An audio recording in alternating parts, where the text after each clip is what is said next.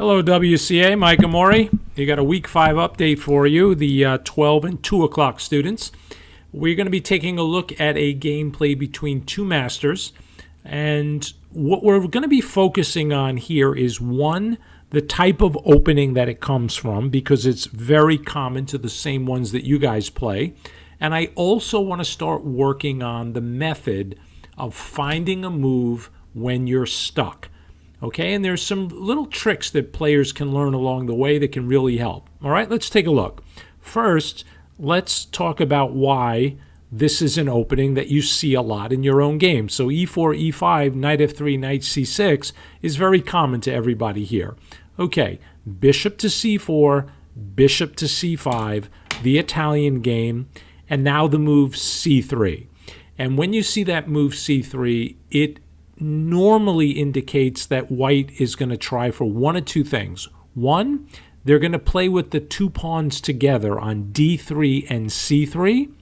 And those two pawns, if you could just imagine this pawn here, control a ton of squares near the center. And it also does a really good job of keeping the black minor pieces out of the game. The other idea behind c3 is to be a little bit more aggressive and go for an immediate d4. And that's what happens in this game. So in this position, you're playing the black pieces, and let's say you get this move c3 for the first time. Anytime, I tell my students this all the time, you're responsible for every check, capture, and attacking move. You should look at all of those first. So as black in this position, you should just glance at the fact here that you can give up your bishop for this pawn on f2, and you should know immediately you're not getting enough for that bishop, right? You could, if you wanted to, attack the white bishop, but the bishop's going to move or protect itself. You don't have any pieces out yet, so we have to continue with our development. So when you're not sure what to do, ask yourself, what part of the game am I in? This is clearly the opening. If I don't have any tactics to deal with, then I play a move that fits the part of the game that I'm in. In the opening, we're learning to control the center with pawns, using the center pawns, developing all of the minor pieces, and castling. So can you think of a move here that makes sense to you for black? And remember, always know how to pause your video. So give it a pause, and let's see how many of the moves that you can guess for the rest of the game. Okay, black in this position plays the move knight f6. And knight f6, very simple, attacking the pawn in the center, getting ready to castle. Now white says to you, you can have that pawn in the center, I'm going to take your bishop over here. So the main line in this position goes for you to take the pawn on d4. And we're going to look at today what happens when white takes back with their pawn, attacking your bishop. Well, we're obviously not going to give the bishop away for free, so what makes sense? Yep, checks. Why not that check? It's a good move. Checks can get you in and out of trouble. If you back it up, I have a bishop that's being attacked. Well, I get to play a check.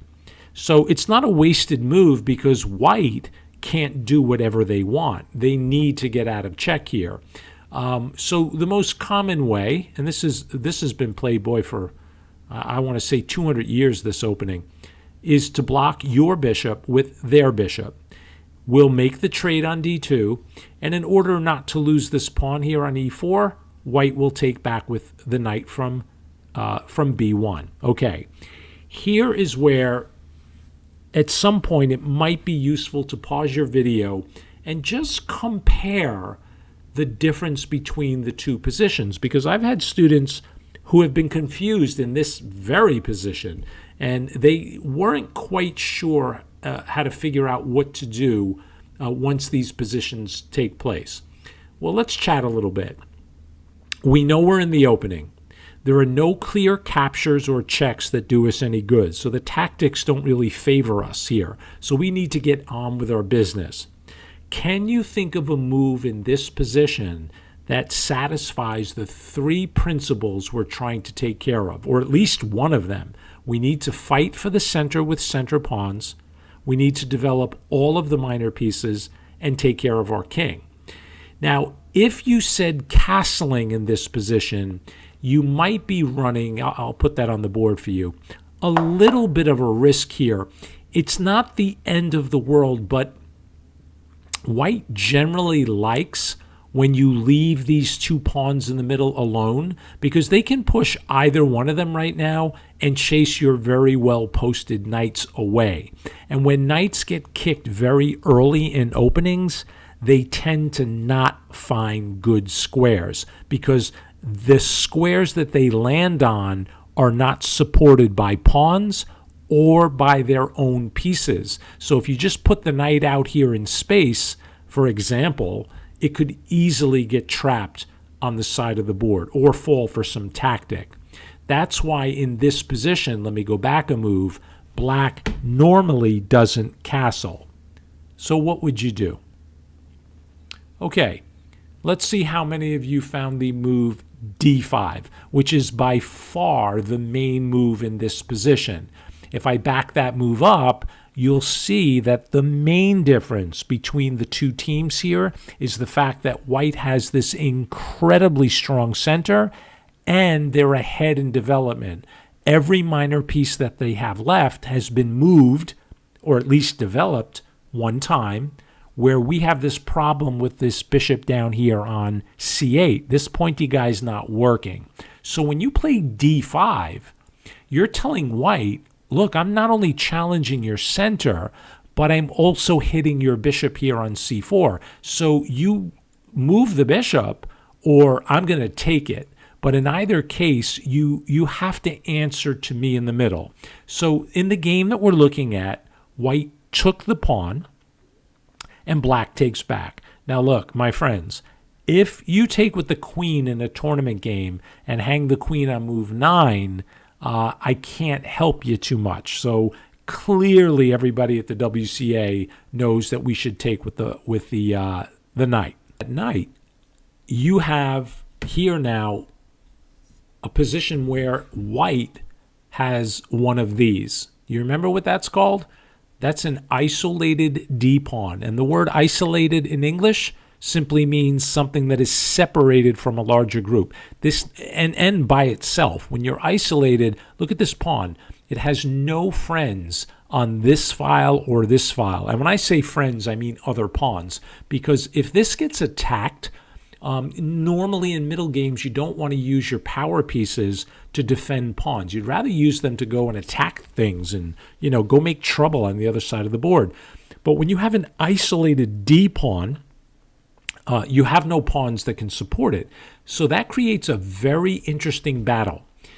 Because the pawn is isolated, that means the files to the left and right of that pawn have to be at least half open. Well, look at these files. Let me turn the board around here. Let's see if I can do it. Look at that. I didn't spill a piece. It's amazing. Here, let me go back again. Look at that. Amazing. Okay, you're getting dizzy. Let's look from the white side. The E file is completely open. So you can guarantee that these masters are going to be putting rooks here at some point. Now, of course, you can always throw in a check with the queens, but those queens could either come off the board or maybe I can block the check with a minor piece. The checks really look better than they are in this position, but more common is to use the isolated pawn in your favor for white. And how would you do that? Well, the pawn itself is guarding two nice squares, e5 and c5. So let's see in this game if these two knights end up hopping into these squares, or at least threatening to get in there. The isolated pawn also has files next to it, so I can guarantee you, like I said, you're going to see these white rooks fighting for the files. Can you imagine what files black is going to fight for? Okay, so once this isolated pawn appears, white is going to try to take advantage of the space they have. Black is going to try to take advantage of the fact that this pawn is a target. And they're going to come after this poor little guy. And they're also going to try to control the square in front of it so that white can't push it and kind of get rid of this weakness or gain more space. So let's flip the board again. And you'll see that after that trade in the center, black is already occupying a really, really nice square with the knight. And it's blockading the pawn. All right, white to play. White wants no part of these open files when their king's in the middle. You want to guess what they did? What a guess. Way to go, Josh. Castle. Black's turn. Sophie, what do you think? Castle. Okay, so both players now look to connect the rooks, getting on the files, and improving their position. So here, white plays the move Queen C2, which could get attacked by one of these knights, but the queen is there primarily to connect the rooks and also possibly form a battery with the bishop someday. Or if this knight could ever get itself to g5, there could be some mating threats on squares like h7. So if I put that arrow on, you see right where the queen is pointing. Now, black here gives up their blockade, and they play knight b6. But knight b6 does a few things. You see how this knight here and the queen all of a sudden put a lot of pressure on this pawn, the weak pawn we were talking about, and also the knight on b6 is coming for white's bishop. And what black is going to try to do is make minor piece trades so that they're the only one left with a bishop on the board. And I'll explain that as it comes up. So black attacks the bishop, and white says, you know what, I'm not interested in letting you take that right now. I'd rather set up this battery and attack your h7 pawn. And white sees the threat and simply plays h6. And that does a couple of things. Later in the game, this could be an escape square for the king, but you're also controlling the g5 square, meaning one of these knights that try to come in here and make trouble and checkmate down here, not happening. Okay? There is, however, an upside to all this that shows itself very quickly. White now plays the move knight b3. And as I talked earlier in the game when I had the board turned around, remember I mentioned the c5 square, how the knight can possibly jump in? Well, that's why the knight is there.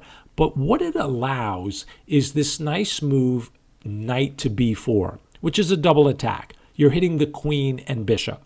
Now, if you put this position on a computer, and I have, it will tell you the position is basically equal. I mean, it's almost flat, like completely equal. But let me explain when the humans play these positions, queen to d2, and black takes the bishop. So we're going to take back for sure. Okay, humans, when they get positions like this, let me put a couple of highlights on. All right, do you see what I highlighted? I highlighted the 4 remaining minor pieces. 2 knights for white, a bishop and knight for black. Black is the only piece, the only team here with a bishop. You may not think that means anything, and quite frankly, the computers don't think it means that much now, but a lot of masters prefer to have the only bishop when there are pawns on both sides of the board. So here there's actually pawns everywhere. We have queenside pawns, 1 in the center, and 3 on the king side. Every single one of these pawns could become potential targets as the middle game takes place and the end game takes place. If you have a bishop, you can get to all sides of the board very quickly. The knights, however, are much slower. So I hope that makes a little bit of sense. So as soon as that trade happened, black puts their bishop on e6, and you'll see that it is not just developed now, but it's controlling the square right in front of our friend over here. Okay, white to play. Rook a to c1, putting a rook on a half-open file, and now black connects the rooks. That means you have to move the queen. Where? Well, pause your video. Where would you move the queen to connect your rooks? Okay, there's more than one good move here. Black chose queen to d6, and basically, you have one bishop here and another bishop here. Don't forget, she moves like a bishop, right? So when you have two bishops side by side, you have like these raking lines of power. And that's one reason. She's also keeping an eye on this pawn, and we'll see if black tucks a rook underneath her at some point. White to play. Knight comes to d2. Maybe going to come to e4 later to bother the queen at some point. And sure enough, the rooks start to take over the files that are open or half open. Rook e8. Queen gets attacked, and out she comes to f4. Now, when the queen is out, she can always get attacked, and she does. But you'll notice after she gets attacked, she comes to f5, pinning the knight here on e4. There's also this battery, and you'll see here the bishop and queen have their eye on all these light squares. Well, knight jumps into c5, attacking our favorite bishop, and that's set up for a little tactic, and white kind of messed up a little bit here. Do you see a really good attacking move with this bishop? Nice. You skewer the queen, except it looks like a mistake because the rook up here on c1 can take the bishop, and when you take back with your knight, the queen will recapture, and it looks like just this fancy trade because maybe black can take here and get something back, but you're going to see that black saw one move further than white. White took the bishop, and white took back. Black took back. The queen took. So that's two minor pieces for the rook, except for one problem. We're going to take this knight, but not yet. We're going to remove the defender. And that's exactly what black did. I think white may have missed this move, b6. And now when the knight retreated, black wins the knight on e4, making them up and exchange. That means having a rook for a minor piece. The other problem is this knight here is not very well placed. It could come to d2 at some point and attack this rook, but it's not the strongest knight in the world. So rather than improving the knight, white just snaps off a pawn, and at least they get one pawn for the exchange. White centralizes the queen, and you'll see that highlight looking at all those white squares. So any check up here, my friends, will be the end of this, this king, if that happens. The queen backed up, and here is where so many students have trouble finding moves. Clearly, we are in a middle game now. This is not an end game because there's enough power on the board for both sides to checkmate either king. So I don't think the primary purpose here is to make a queen. And don't forget, that's our definition of an endgame. Here, with all this power, it's still middle game territory. So what to do? There are no clear tactics here. Although black is probably winning, you just have to keep increasing the pressure, and he does. Rook to d8, keeping the pressure on this pawn on d4. So anytime this knight moves, this pawn just falls. Rook comes to c1 on the open file, and black says, okay, all I have to do is get this knight to move, and I can just take this pawn. So how to do that? Attack it.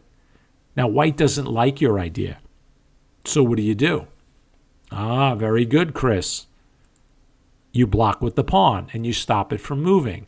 And now black realized, okay, going after this pawn, I kind of tied white up, but I don't think I'm going to win this pawn.